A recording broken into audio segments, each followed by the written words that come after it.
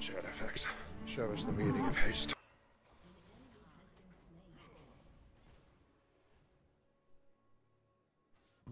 Hello, and I'm Rebel Gent Dead Serious, and this is my Little Pony of Death, featuring Hecarim, the Shadow of War. Today I'll be showing you some gameplay, mastering Ruin build, and the general use of his abilities in a team game and general solo top. Okay, if we're ready, let's charge on in. So here we are at my masteries page. I go 21 to 7. This gives me early game damage, a little bit of armor, and that utility we were all looking for in movement speed for Hecarim. Goes straight into his passive. Also, reduces the time spent dead by 4%. We all like our good hands, let's not lie.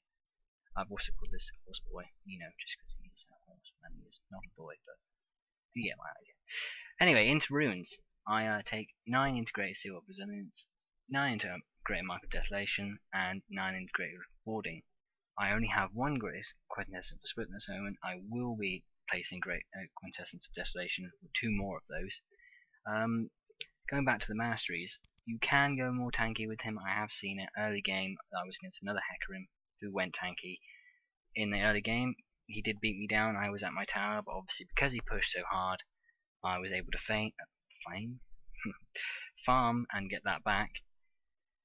And he didn't build the way he should have. He should have kept going the tanky way and going to armor, but no, he went a bit more lifesteal, and then I got the swiftness, and eventually I could eat through his armor. So also, he's a great jungler. I haven't jungled with him myself yet, but I have seen Hecarims do it, and it is amazing. His gank potential is limitless. You know, that whole charge and ghost thing.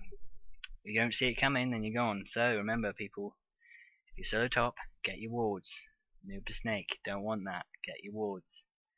Alright, that's all I got to say. We'll be moving on to the ability section next. And here we are once again. So, first move, Rampage. What it does, it cleaves the area in front of them. It's very good for poking. Very, very, very good for poking. Each time you do it, it stacks up, takes 1 second off by a short duration. Effects can stack up to 2 times, making it very short. Very good for poking, obviously, I keep saying that. So, that's the animation for it. It's quite a long distance, quite good for catching someone if they're just, I don't know, ghost away or flash. Quickly get one of these off, and that's them dead. Okay, just quickly show you the distance here. That's the distance of his cleave, so you don't have to be right next to him. Just walk up by them, cleave, and walk away. The next ability I'll take is called Devastating Charge. Now what this does is increase your movement speed for a short duration, and in that duration it will pick up speed. I'll just give you a little look. So start off 1, goes to another, and goes to a third, and then goes off. Now, the best tactic to use here is obviously go at a third and then charge at them to knock them back. It will do the most damage because obviously gaining speed goes into your passive, dealing that in most important damage and hitting them harder back. Obviously in a close combat you probably want to just charge them. You might want to do just a circle like this and then go. Very good for catching, very good for engaging, and of course extremely good for jungling and in them ganks. Okay, next move I'll have here is Spirit of the Dread. This gives an AoE move that will heal 10% of the damage incoming to you, and it's extremely good. Oh well, I'm saying extremely good. It's very good against 1v1ing. I mean, having that 10% come back to you, maybe a bit of health on early game, you'll be out healing most of the damage. Okay, as you can see, I'm in a bush right now. I've got an Annie bot on half health. I'm going to wait for her to use a stun because obviously it's just a bot.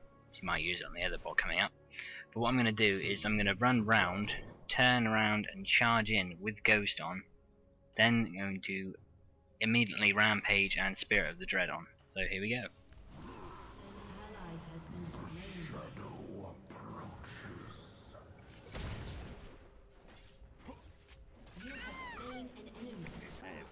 Immediately doing what I needed to do, hitting her straight into the tower with the mini creeps around, then turning on Spirit of the Dread again to heal me for all these minions hitting me with a health pot on, keeping me above.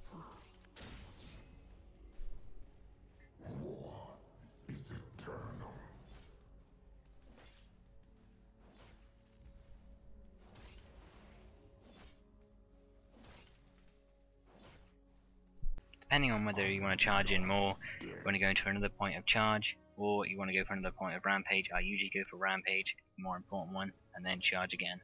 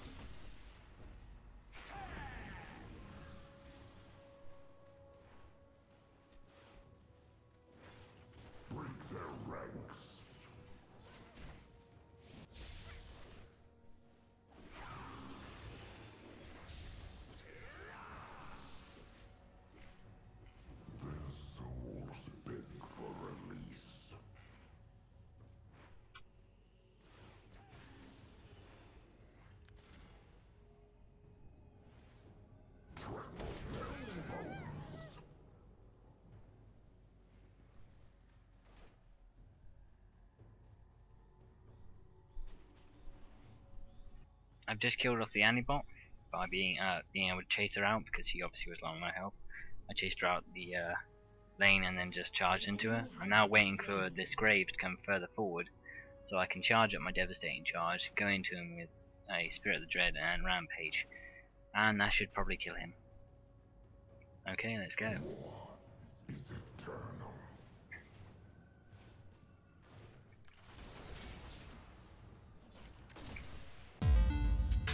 Okay guys, this is just a general play part. I'm not going to speak for this, I'm just going to let the camera roll, as it were, to show you some general play of him and some good kills. So this is the clip part, enjoy!